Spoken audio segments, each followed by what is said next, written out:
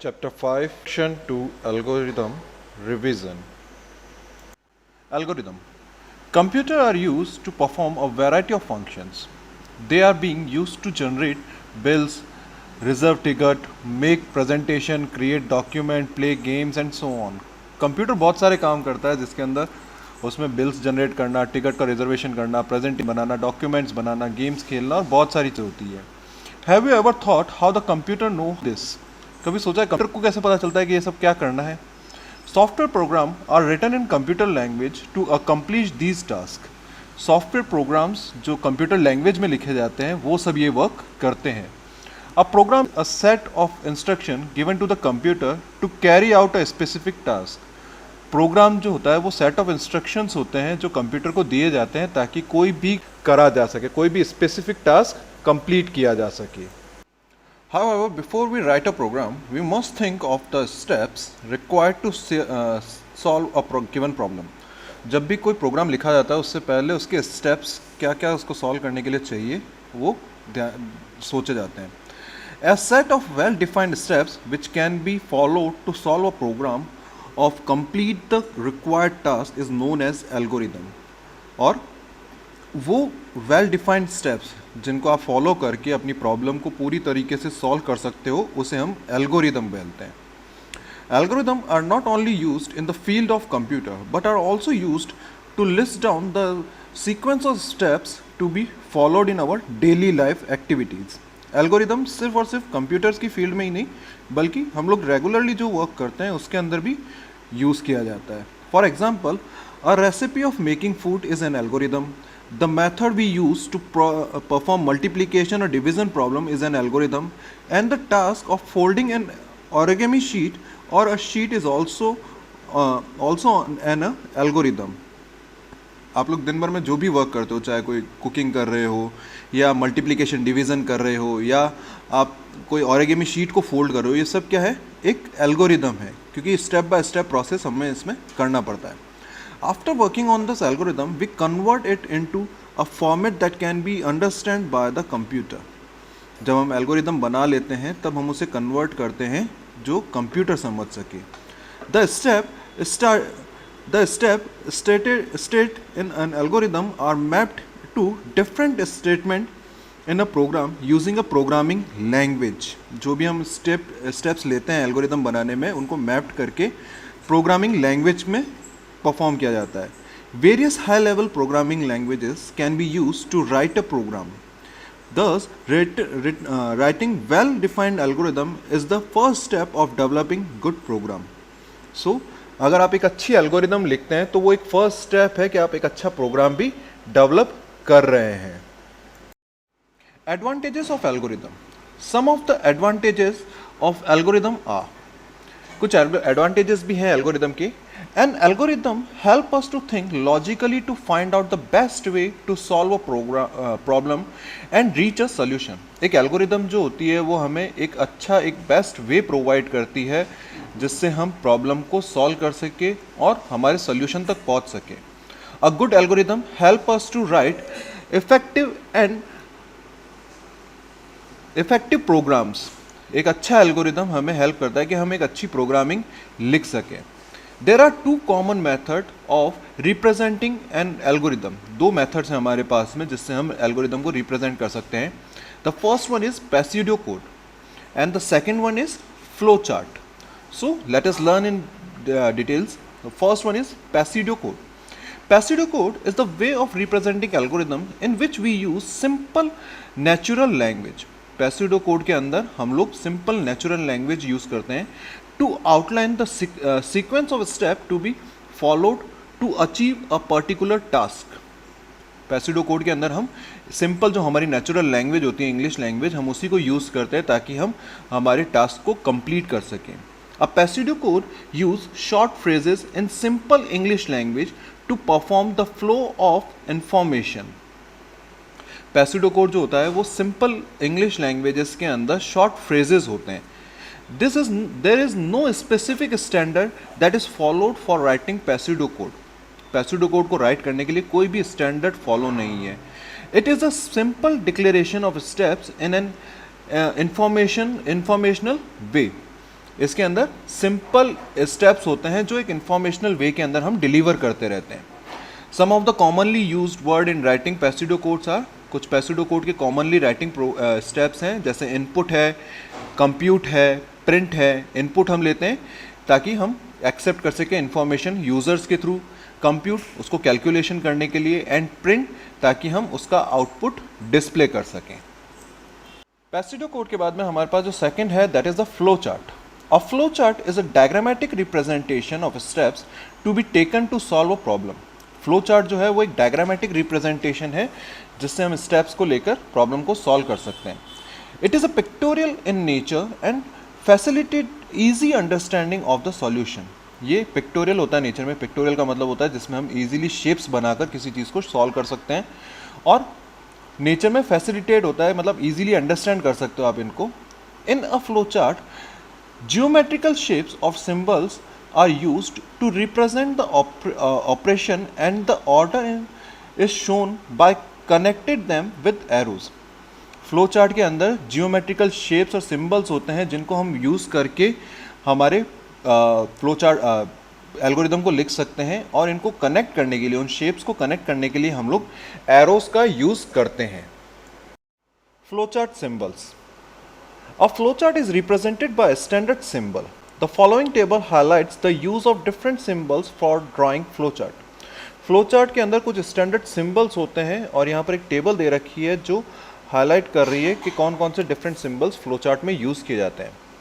The first one is start stop box और terminal box. सबसे पहला है start stop box या terminal box. A terminal box is used to indicate the beginning and the end of a flowchart. Terminal box जो होता है वो use किया जाता है इंडिकेट करने के लिए beginning, starting of flow chart और एंडिंग ऑफ फ्लो चार्ट को. It is represent by a rectangular, rounded rectangular.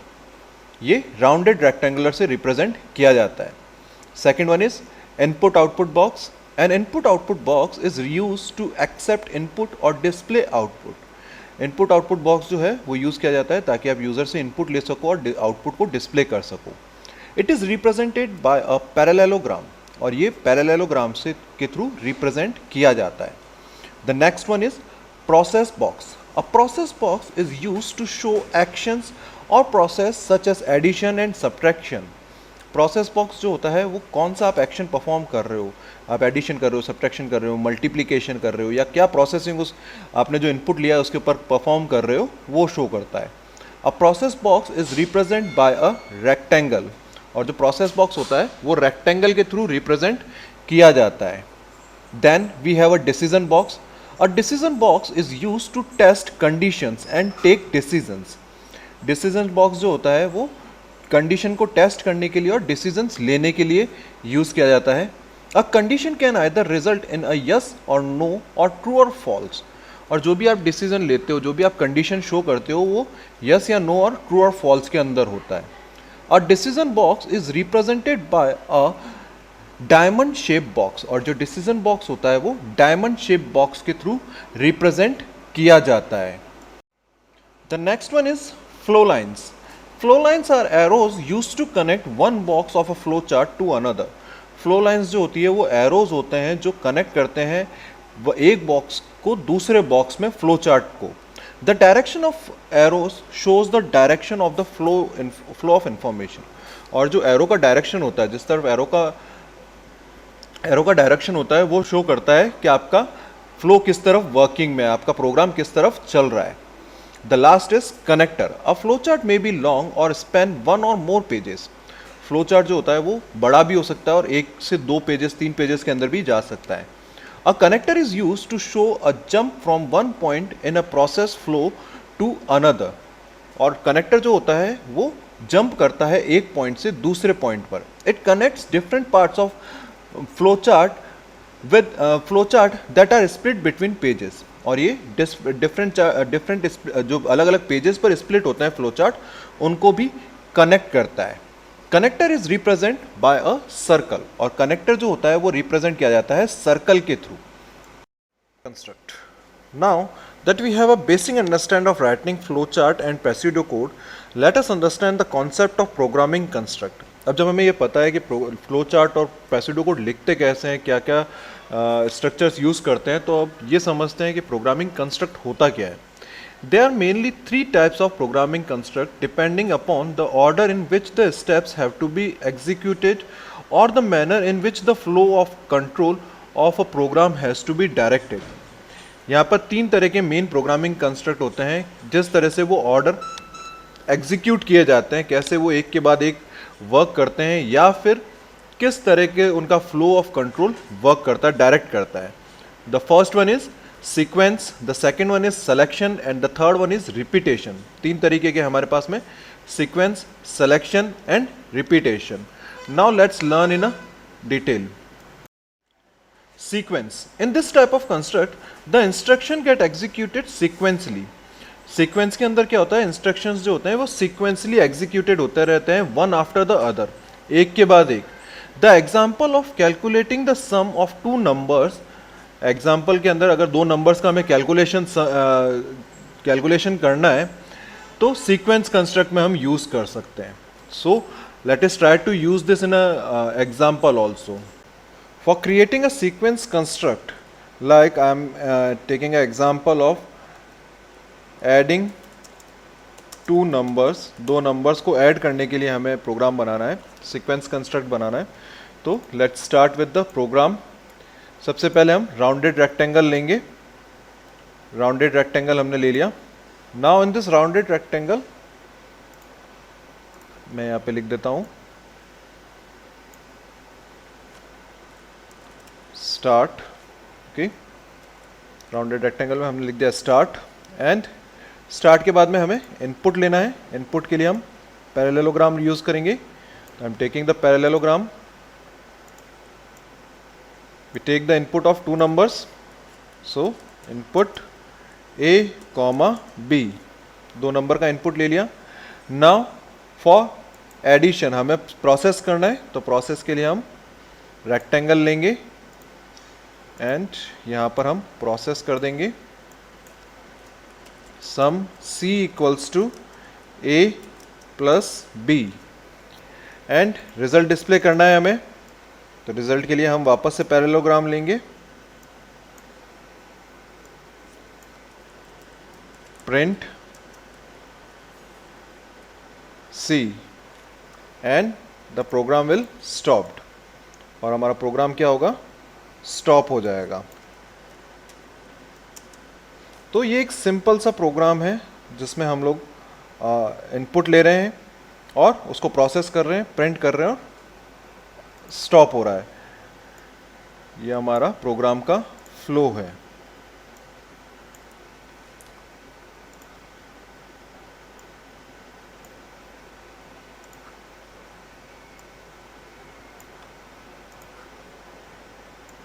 So this is the sequence construct. इसमें प्रोग्राम एक सीक्वेंस के अंदर, कंटिन्यूटी के अंदर वर्क करता रहता है. The first is sequence construct. The second one is selection construct. In this type of construct the execution of instruction depend on a condition. Selection construct के अंदर क्या होता है, जो एग्जीक्यूशन होता है प्रोग्राम का वो डिपेंड करता है कि कंडीशन क्या है हमारी. So let us consider a few examples of this construct. तो हम इस construct के कुछ examples हैं, मैं उसमें से एक करके आपको बताता हूँ. Okay? So यहाँ पर एक problem दे रखी है, to check whether a person is eligible to vote or not. So we can do this thing. Let's do. The second type of construct is selective construct. Selective construct के लिए हम जो example ले रहे हैं that is eligible to vote और not, कि person जो है वो एलिजिबल है वोट के लिए या नहीं है. Here we have a condition. Vote के लिए एलिजिबल पर्सन तभी होता है जब वो 18 क्रॉस कर देता है, उसकी जब एज होती है वो 18 से ज़्यादा हो जाती है. तो यहाँ पर हमें कंडीशन देनी पड़ेगी and the program flow will work upon the condition. So let's check that one. हम यहाँ पर फिर से स्टार्ट करते हैं with the round rectangle.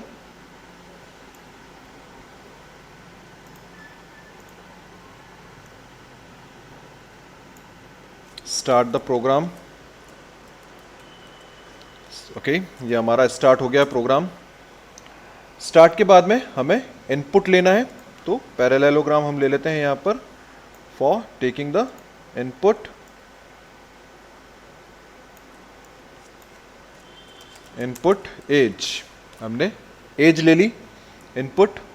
Now अब इस एज पर हमें क्या करना है, कंडीशन चेक करनी है कि whether this condition is suitable और नॉट।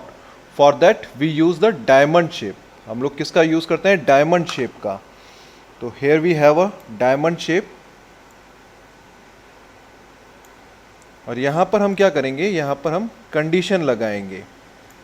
हमारी कंडीशन क्या है कि एज ग्रेटर देन 18 होनी चाहिए, आइदर इक्वल्स टू और ग्रेटर देन 18 होनी चाहिए। तो हम यहां पर एज इज ग्रेटर देन और इक्वल्स टू 18। अगर एज 18 से बड़ी या उसके बराबर है तब क्या प्रिंट करेगा,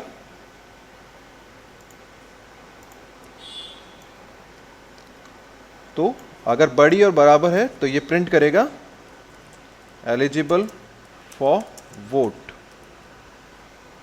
अगर बड़ी या बराबर नहीं है, उससे छोटी है, 18 से छोटी है, तो ये प्रिंट करेगा नॉट एलिजिबल फॉर वोट। और प्रोग्राम क्या होगा उसके बाद,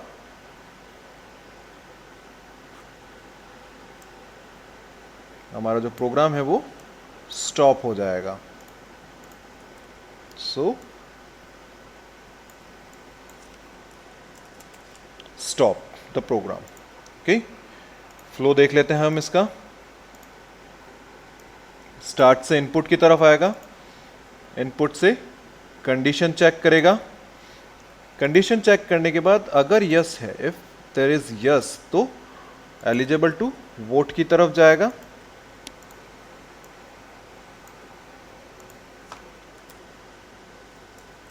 अगर यस है तो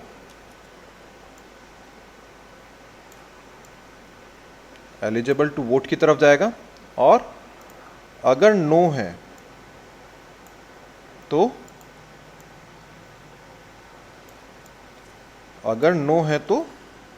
नॉट एलिजिबल टू वोट, और प्रोग्राम फिर ओवर हो जाएगा।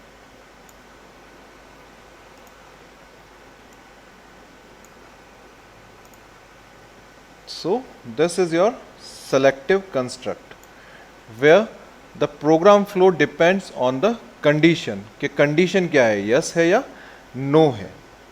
Okay, the last one is repetition or looping. In this type of construct a set of instructions are repeated multiple times. Repetition या looping के अंदर set of instruction, एक instructions के जो set होते हैं वो repeat किए जाते हैं multiple times तक। Consider the following example in which the task done repeatedly. कुछ एग्जाम्पल्स दे रखे हैं यहाँ पर जिसमें टास्क को बार बार करने का बोल रहा है, जैसे jumping on the spot 20 times, एक ही जगह पर खड़े होकर 20 टाइम्स जंप करना है, ये एक रिपीटेशन है। Unpacking all cartoons in the room, सारे कार्टून्स को एक ही रूम के अंदर अनपैक करना है। या a car complete 50 loops in a racing competition, या किसी रेसिंग कॉम्पिटिशन के अंदर किसी कार को 50 लूप्स या 50 लैप्स लेने हैं। तो ये सब क्या है, रिपीटेशन या लूपिंग कंस्ट्रक्ट्स हैं। All these are the example of repetitive task. ये सारे किसके एग्जाम्पल है, रिपीटेटिव टास्क के। In programming repetition is also known as iteration और लूप। प्रोग्रामिंग के अंदर रिपीटेशन को हम आइट्रेशन या लूप भी बोलते हैं। A loop is the execution of a set of instruction or program statements multiple times till the condition is satisfied. Loop का मतलब क्या होता है कि उस प्रोग्राम को तब तक एग्जीक्यूट करना, तब तक बार बार घुमाना जब तक वो उस कंडीशन को सेटिस्फाइड नहीं कर देता, कंडीशन को प्रॉपर कंप्लीट नहीं कर लेता। एलिमेंट्स होते हैं लूप के अलग अलग। A loop is a characteristics by two things. Loop के अंदर दो चीजें होती है, एक condition and second counter whose value is increase और डिक्रीज। लूप के अंदर दो चीजें होती है, एक तो कंडीशन होती है कि आपका लूप करेगा क्या, वर्किंग क्या करेगा, किस कंडीशन के बेस पर वो उसे चेक करेगा। और सेकंड काउंटर होता है। काउंटर का मतलब ये होता है कि आपकी जब कंडीशन चेक हो रही है तो वो 1 टाइम चेक हो गई, फिर सेकंड टाइम चेक होगी, फिर थर्ड टाइम चेक होगी, फोर्थ टाइम चेक होगी। तो ये काउंटर होता है कि कितनी टाइम उसे चेक करना है कंडीशन को। और ये काउंटर आप इंक्रीजिंग ऑर्डर में भी लगा सकते हो और डिक्रीजिंग ऑर्डर में भी लगा सकते हो। सो ये कुछ एग्जाम्पल एलिमेंट्स है लूपिंग के। Let's do the example. For repetition or looping, we have an example like writing word programming 5 times। 5 bar programming word को लिखना है। जब हमारा प्रोग्राम चलेगा तो उसे 5 बार प्रोग्रामिंग वर्ड को प्रिंट करना है स्क्रीन के ऊपर। तो ये एक रिपीटेशन, एक लूपिंग है। तो हम स्टार्ट करते हैं प्रोग्राम को फिर से राउंडेड सर्कल लेके। Okay,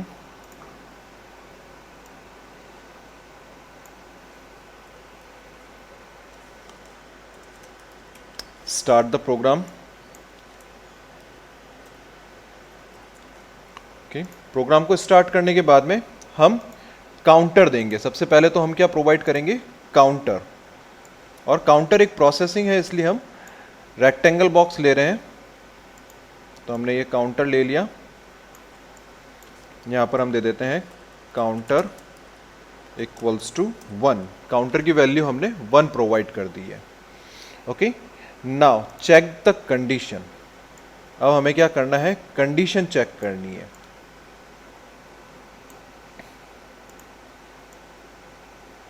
here we need to check the condition.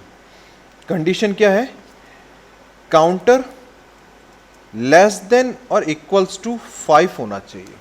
Counter जो है वो 5 के बराबर या 5 से छोटा होना चाहिए। अगर 5 के बराबर या 5 से छोटा है तो हमें क्या करना है, प्रिंट करना है। हमें क्या करना है, प्रिंट करना है। प्रिंट क्या करना है हमें, प्रिंट प्रोग्रामिंग। प्रिंट हमें क्या करना है, प्रोग्रामिंग वर्ड को हमें प्रिंट करना है। तो हमने ये प्रिंट कर लिया। और अब हमें काउंटर की वैल्यू को 1 से इंक्रीज करना है। काउंटर की वैल्यू को क्या करना है, 1 से इंक्रीज करना है। तो counter equals to counter plus 1। तो हम यहाँ counter equals to counter plus 1 कर देते हैं। ठीक है, ये तो होगा जब यस है। अगर नो हो जाता है, इस बीच में अगर नो हो जाता है तो क्या होगा, तो प्रोग्राम यहीं पर स्टॉप हो जाएगा। ठीक है,